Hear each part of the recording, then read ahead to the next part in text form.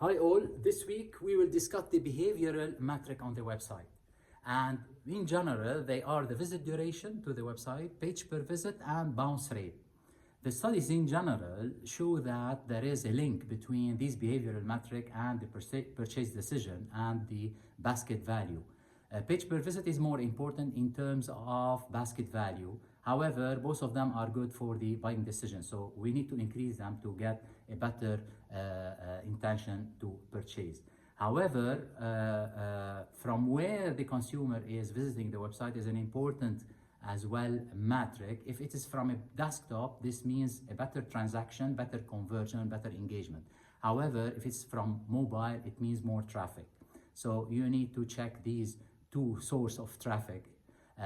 Also, another important point that we need to consider is the website characteristic. Depending on the product that we are trying to purchase, if it's a utilitarian product, which means functional, so the website characteristic should be more navigational. It's about the layout, structure of the website, and the content.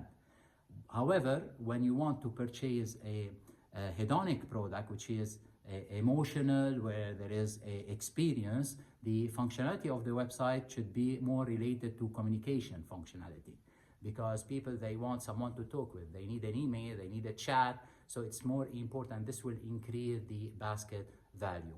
This week as well, we'll do a practical example using JD. We'll look at the behavioral metric and how they link to the conversion.